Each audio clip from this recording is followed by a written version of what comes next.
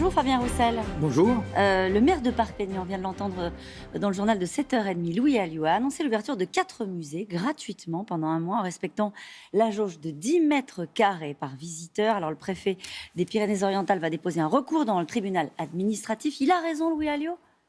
Bon, c'est un peu démago de sa part parce qu'il sait que ça va être tout de suite cassé par le tribunal administratif, surtout venant d'un maire Front National. On sait ce que c'est que le Front National et la culture. Mais il dit un lieu culturel peut ouvrir autant qu'un supermarché. Les lieux de culture, le monde des arts et de la culture a besoin de lisibilité dans cette période. Vous savez, le Premier ministre, on l'appelle « Monsieur, on verra dans 15 jours ». Parce qu'on ne sait pas ce qui va se passer dans 15 jours. Il a le choix, il pourrait prévoir quoi, le Premier ministre Fabien Roussel ? En fait, aujourd'hui, nous avons besoin de lisibilité dans cette période. C'est-à-dire qu'on vit au jour le jour, que ce soit pour les petites entreprises, les petits commerces, que ce soit pour le monde des arts et de la culture. Vous savez, pour reprendre une exposition ou pour qu'une compagnie de théâtre puisse faire son spectacle, ils ont besoin de savoir quand ils vont pouvoir ouvrir. Il y a besoin d'avoir de perspectives pour le mois d'avril, pour le mois de mai. Or, aujourd'hui, on ne voit rien. Mais quand on gère des variants anglais, brésiliens, sud-africains, comment on fait pour avoir de la lisibilité ? On lit dans la boule de cristal, on consulte des épidémiologistes, qu'est-ce qu'on fait ?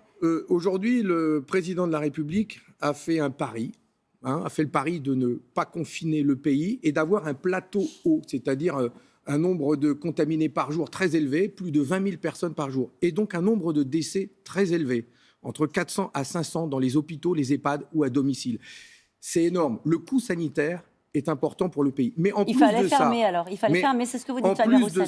En plus de ça, il n'y a pas de lisibilité pour la suite. Et donc, nous proposons, qu'il y ait un pacte de passé avec les Français, un pacte de vérité, de transparence, qui nous donne une trajectoire. Nous sommes prêts à accepter des décisions difficiles, y compris de confinement, si nous savons qu'au terme d'une période difficile, de 4 semaines, 3 semaines, eh bien, nous pourrions reprendre une vie quasi normale, que nous pourrions réouvrir les musées, les spectacles, les commerces, les restaurants.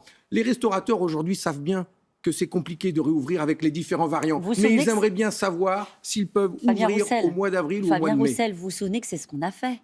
On a dit on ferme tout, confinement extrêmement sévère, sauf que ça n'a pas suffi et ça n'a suffi nulle part. Sauf que, Madame Caroline Roux, aujourd'hui, il y a le vaccin. Oui, ça et avance que le doucement. vaccin, c'est la bonne nouvelle. Et que donc, si cette période de confinement, si cette période était justement utilisée pour vacciner massivement comme nous devrions pouvoir le faire, et que malheureusement, nous ne pouvons pas faire, parce que nous sommes en pénurie de vaccins. Mais c'est tout justement les combats que nous devrions mener aujourd'hui, la France, de se battre pour que l'on puisse avoir accès aux vaccins librement et vacciner massivement.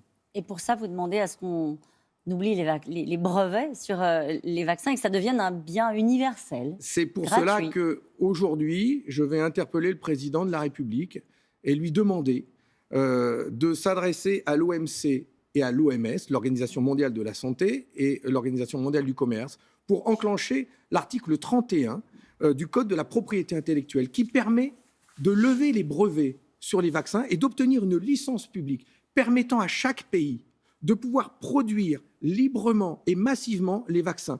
Des pays comme l'Inde et l'Afrique du Sud le réclament pour leur propre population. En Europe, nous devrions avoir la même ambition pour les peuples de l'Union européenne, mais aussi pour tous les peuples qui aujourd'hui n'auront pas accès, les pays les plus pauvres notamment. C'était une déclaration du chef de l'État au tout début de cette crise sanitaire, un bien commun universel. C'était une déclaration aussi de l'OMS.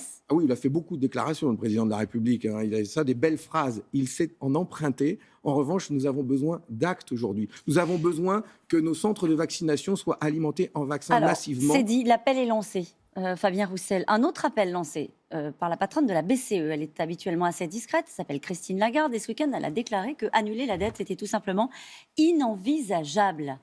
Bon, pourtant, certains l'envisagent. Oui, vous voyez, là aussi, le président de la République avait dit on fera tout pour notre pays, quoi qu'il en coûte. Et maintenant, quand on parle de la dette, on nous dit il faudra payer. On est passé du quoi qu'il en coûte à il faudra payer.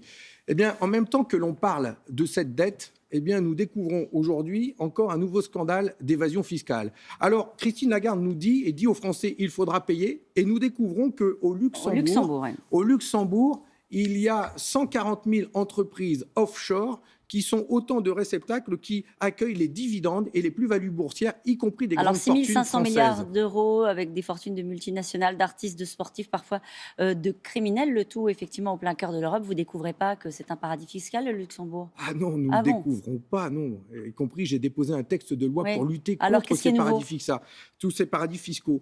Je regrette que rien ne soit fait aujourd'hui pour lutter contre ce véritable fléau et ces délinquants en col blanc qui privent notre pays de recettes fiscales alors que nous sommes en pleine pandémie, alors que des gens réclament des hausses de salaire et que nos hôpitaux ont besoin de moyens supplémentaires. L'argent est en train de nous filer entre les doigts et il part dans ces paradis fiscaux. Ce que je réclame, par exemple, c'est que nous puissions prélever à la source les bénéfices de ces entreprises avant qu'ils partent dans ces paradis fiscaux. On sait bien faire le prélèvement à la source de nos impôts sur nos salaires, sur le vôtre. Pourquoi ne le faisons pas sur les bénéfices de ces multinationales ou sur ces grandes transactions boursières qui ont lieu et sur lesquelles il n'y a aucun impôt de payer? Il y a des ouvriers qui se battent. Je vous avais parlé ici, par exemple, de ceux de Cognac, Veralia. Eh bien, le groupe Apollo a fait 1 milliard d'euros de bénéfices et l'argent est parti directement au Luxembourg, 0% d'impôts. C'est ça les scandales que nous devons dénoncer et trouver les parades pour que l'argent rentre et soit utile à notre pays. Puisque vous parlez des salaires, que pensez-vous de cette phrase de François Bayrou qui a considéré que